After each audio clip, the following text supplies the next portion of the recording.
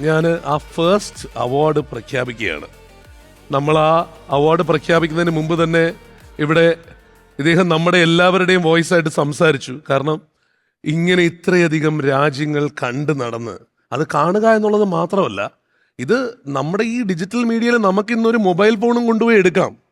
ഇത് നല്ല വെയിറ്റുള്ള ക്യാമറയും തൂക്കി പോയി ചെന്ന് ഓരോ സ്ഥലത്തെയും കാര്യങ്ങൾ കണ്ടു എന്ന് മാത്രമല്ല, അത് നമ്മളിലേക്ക് പകർന്നു തരികയും കൂടി ചെയ്തു കഴിഞ്ഞാൽ അദ്ദേഹത്തിനെ ഇന്നും സോഷ്യൽ മീഡിയയിൽ നമ്മൾ സെലിബ്രേറ്റ് ചെയ്യുന്നു.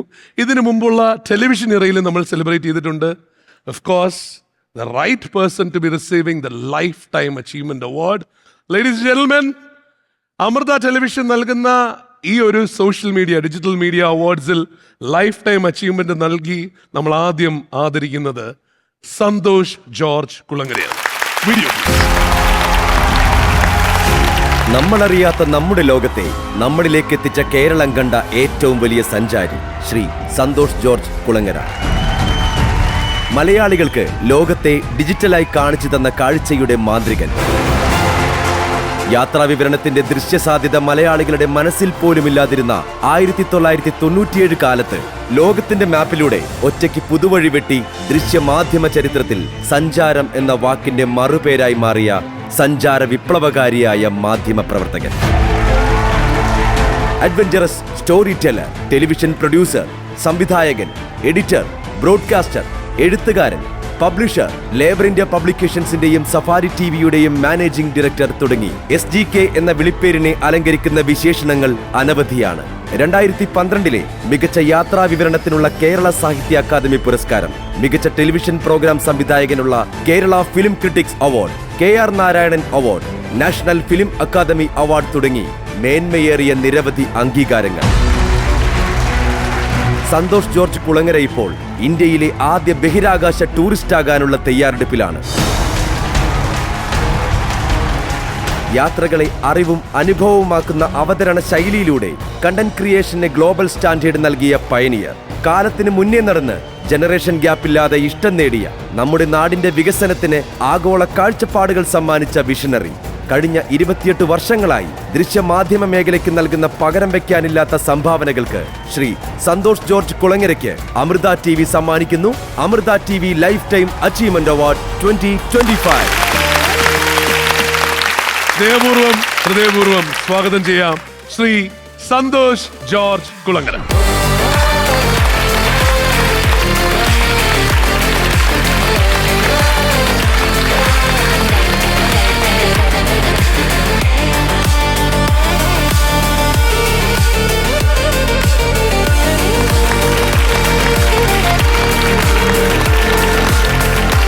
ലൈഫ് ടൈം അച്ചീവ്മെന്റ് അവാർഡ് അദ്ദേഹത്തിന് നൽകി ആദരിക്കുന്നു ശ്രീ VD സതീശൻ, ബഹുമാനപ്പെട്ട പ്രതിപക്ഷ നേതാവ്.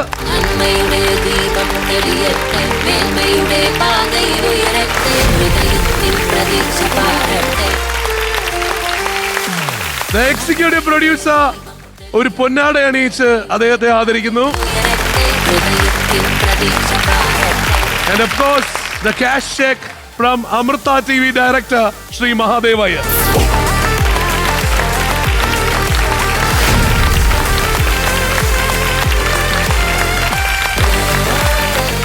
Congratulations sir, congratulations. ഇത് വളരെ രോമാഞ്ചം ഉണ്ടാകുന്ന ഒരു നിമിഷമാണ്. കാരണം ഈ വേദി വളരെ സമ്പന്നമാണ് പ്രതിഭകളെ കൊണ്ട്. ഞാൻ ആദ്യമായിട്ട് അമൃത TVക്ക് പ്രത്യേകം നന്ദി പറയുന്നു. കാരണം കേരളത്തിൽ കണ്ണുനീർ പരമ്പരകൾ അരങ്ങുവാണിരുന്നൊരു കാലത്ത് ഞാൻ ഓർക്കുന്നുണ്ട്, വ്യത്യസ്തമായ ചില പരിപാടികളുമായി 2005 പ്രത്യേകിച്ച് എനിക്ക് തോന്നുന്നു റിയാലിറ്റി ഷോകളുടെ തുടക്കം അമൃതയിൽ നിന്നായിരുന്നു. അപ്പോൾ നമ്മൾ അന്ന് ടെലിവിഷൻ്റെ ഒരു വിദ്യാർത്ഥി കൂടിയാണ്. 93 മുതൽ ടെലിവിഷനിൽ പ്രവർത്തിക്കുന്ന ഒരാൾ ഈ ടെലിവിഷനിൽ വരുന്ന മാറ്റങ്ങൾ, ലോകത്തെന്ത് മാറ്റങ്ങൾ ഉണ്ടാകുന്നു എന്നൊക്കെ പഠിക്കുന്ന ഒരു കാലത്ത് കേരളത്തിൽ ആ മാറ്റത്തിന് തുടക്കമിട്ട ഒരു ചാനൽ എന്ന നിലയിൽ അമൃത കൊണ്ടുവന്ന ആ വിപ്ലവം, ഒരു തരത്തിൽ പറഞ്ഞാൽ ഞാൻ സഫാരി എന്നൊരു ചാനൽ സ്വപ്നം കാണുമ്പോൾ വ്യത്യസ്തമായ ചിന്തകളും ആശയങ്ങളും കേരളം സ്വീകരിക്കുമെന്ന് തിരിച്ചറിഞ്ഞ ഒരു മാതൃക ശരിക്കും അമൃത തന്നെയായിരുന്നു. ഞാൻ ലോകം കണ്ടു അല്ലെങ്കിൽ ഒത്തിരി രാജ്യങ്ങളുടെ യാത്ര ചെയ്തു എന്ന് ആളുകൾ പറയുമ്പോഴും ഞാൻ സ്വയം അഭിമാനിക്കുന്ന ഒരു കാര്യം, ഈ കേരളത്തിൽ ഏറ്റവും അധികം ടെലിവിഷൻ ചാനലുകൾ കണ്ടിട്ടുള്ള ഒരാൾ ഞാനായിരിക്കും എന്നുള്ളതാണ്. കാരണം ഞാൻ ഏത് രാജ്യത്ത് പോയാലും, ആ രാജ്യത്ത് ഏത് സ്റ്റേറ്റിലേക്ക്, ഏത് പ്രൊവിൻസിലേക്ക് പോയാലും, രാത്രി ഷൂട്ടെല്ലാം കഴിഞ്ഞ് തിരിച്ചെത്തിയാൽ എൻ്റെ ജോലി ആ ഹോട്ടൽ മുറിയിലെ ടെലിവിഷനിൽ ആ നാട്ടിലുള്ള പ്രാദേശിക ചാനൽ വരെയുള്ള ചാനലുകളെ കാണുക, പറ്റുമെങ്കിൽ പുലർച്ചയോളം കാണുക, അവരുടെ ടെക്നോളജി എന്താണെന്ന് പഠിക്കുക, അവർ ചെയ്യുന്ന പരിപാടികൾ എങ്ങനെയാണെന്ന് വിശകലനം ചെയ്യുക, അതെങ്ങനെയാണ് നമ്മുടെ നാടിന് ഗുണമുള്ള ആശയങ്ങളാക്കി മാറ്റാൻ കഴിയുക എന്ന് ചിന്തിക്കുക. അതിലൊപ്പം ചിന്തിക്കും, ട്രാവലിൻ്റെ ഒരു ചാനൽ ഈ നാട്ടിൽ എവിടെയെങ്കിലും ഉണ്ടോ, അവരെന്തെങ്കിലും പുതിയ ആശയങ്ങൾ കൊണ്ടുവരുന്നുണ്ടോ. അപ്പോൾ ഈ ആശയങ്ങൾ കൊണ്ടുവന്ന അമൃതയെ ഞാൻ പ്രത്യേകം അഭിനന്ദിക്കുന്നു. ഒപ്പം ഇന്ന് എന്നെ ഈ സ്നേഹപൂർവ്വം ആദരിക്കാൻ കാണിച്ച മനസ്സിന് ഞാൻ പ്രത്യേകം നന്ദി പറയുകയും ചെയ്യുന്നു.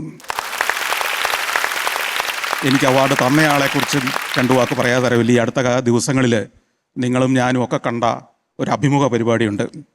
നാളത്തെ കേരളം എന്തായിരിക്കണമെന്ന് സ്വപ്നം കാണുന്ന ഒരു മനുഷ്യൻ്റെ ചിന്തകൾ. നമുക്കറിയാം, അത്തരം ചിന്തകൾ കേൾക്കാനില്ലാത്ത ഒരു കാലത്ത് ജീവിക്കുന്ന നമ്മൾ, രാഷ്ട്രീയ മെയ്വഴക്കത്തിൻ്റെയും അഭ്യാസത്തിൻ്റെയും മാത്രം വാചക കസർത്തുകൾ കേൾക്കുന്ന ഒരു കാലത്ത് ഭാവി കേരളം എങ്ങനെയായിരിക്കണമെന്ന് കൃത്യമായ വീക്ഷണമുള്ള ഒരു ആളെ, ഒരു നേതാവിനെ കാണുമ്പോൾ നമുക്കുണ്ടാവുന്ന ഒരു ആദരവ് അദ്ദേഹത്തോട് നമുക്ക് തോന്നിയിട്ടുണ്ടെങ്കിൽ അതിൽ അത്ഭുതമില്ല. ആ ആദരവ് ഞാനിവിടെ വെച്ച് അങ്ങേ അറിയിക്കുകയാണ്. കാരണം അദ്ദേഹം പറഞ്ഞ ആശയങ്ങൾ ഏതെങ്കിലും ഒരു ഭരണാധികാരി നാളെ കേരളത്തിൽ നടപ്പാക്കിയാൽ കേരളം നമ്മളൊക്കെ സ്വപ്നം കാണുന്ന, ഞാൻ സഞ്ചാരത്തിലൂടെ കാണിച്ച് ഇതുപോലെ ആയിരുന്നെങ്കിൽ എന്ന് നമ്മൾ പലപ്പോഴും പറഞ്ഞ, കഴിഞ്ഞ 27 വർഷമായി പറഞ്ഞുകൊണ്ടിരിക്കുന്ന ഒരു കേരളമായി മാറും എന്ന കാര്യത്തിൽ സംശയമില്ല. അത് നടപ്പാക്കാൻ നമ്മുടെ വരുന്ന ഭരണാധികാരികൾക്ക് കഴിയട്ടെ, അത്തരം ആശയങ്ങൾ ഉണ്ടാവട്ടെ എന്ന് ഞാൻ ആശംസിക്കുന്നു. എല്ലാവർക്കും ഒരിക്കൽ കൂടി നന്ദി പറഞ്ഞുകൊണ്ട് നിർത്തട്ടെ. നമസ്കാരം. സാർ, നിർത്തുന്നതിന് മുമ്പ് ഒന്ന് രണ്ട് നമുക്ക് എല്ലാവർക്കും മനസ്സിൽ ഒരുപാട് ചോദ്യങ്ങളുണ്ട്. പ്രത്യേകിച്ച് യാത്രകൾ. സതീശൻ സാറ് പറഞ്ഞതുപോലെ തന്നെയാണ്, ഒരുപാട് യാത്രകൾ ചെയ്ത് പോകുന്നു. ഞാൻ ചോദിക്കട്ടെ, കേരളത്തിൽ ഇപ്പോൾ നമ്മളിപ്പോൾ പറയുമല്ലോ, ബാക്കിയുള്ള സ്ഥലങ്ങളിലൊക്കെ നമ്മൾ ചെന്ന് പറയുമ്പോൾ ഒരു സ്ഥലം കാണാൻ പോകണം എന്ന് സജസ്റ്റ് ചെയ്യണമെങ്കിൽ, ലോകത്തെ പല സ്ഥലങ്ങളും നമ്മുടെ അടുത്ത് കാണാൻ പോകണമെന്ന് സജസ്റ്റ് ചെയ്യണല്ലോ, ഒരു സ്ഥലം കാണാൻ പോകണമെന്ന് സജസ്റ്റ് ചെയ്യണമെങ്കിൽ ഏതായിരിക്കും ആ സ്ഥലം? ഞാൻ ഇതേ ചോദ്യം എന്നോട് ഒരു 20 കൊല്ലം മുമ്പ് ചോദിച്ചിരുന്നെങ്കിൽ പറയുമായിരുന്ന സ്ഥലമായിരിക്കില്ല ഓരോ വർഷം കഴിയുമ്പോഴും എന്നോട് ചോദിച്ചാൽ പറയുക. കാരണം ഓരോ യാത്രയും കഴിയുമ്പോൾ, സത്യം പറയട്ടെ, അതൊക്കെ നമ്മളെക്കാൾ ഭേദമാണ്.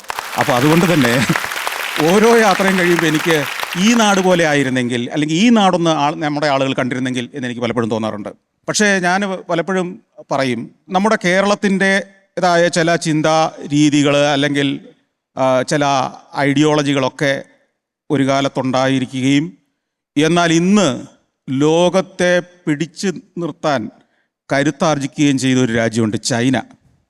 ഞാൻ പറയുന്നു, നമ്മൾ ചൈനയൊന്ന് പോയി കാണണം. നമ്മൾ ഈ പറയുന്ന സംഭവമൊന്നും അല്ല ചൈന. ചൈനയുടെ ഉള്ളിലേക്ക്, ചൈനയുടെ നഗരങ്ങളിലേക്ക്, ഗ്രാമങ്ങളിലേക്കൊക്കെ ചെല്ലുമ്പോൾ നൂതനമായ ആശയങ്ങളും വ്യക്തമായ വിഷനും അതിഗംഭീരമായ സ്വപ്നങ്ങളുമായിട്ട് കുതിക്കുന്നൊരു രാജ്യമാണ്. ഒരു സംശയം വേണ്ട, അടുത്ത ഏതാനും വർഷങ്ങൾ കൊണ്ട് അമേരിക്കയൊക്കെ ഇവർ മറികടക്കും. കാരണം അമേരിക്കയിൽ ഇല്ലാത്ത ചില കാര്യങ്ങൾ കൂടി അവിടെയുണ്ട്.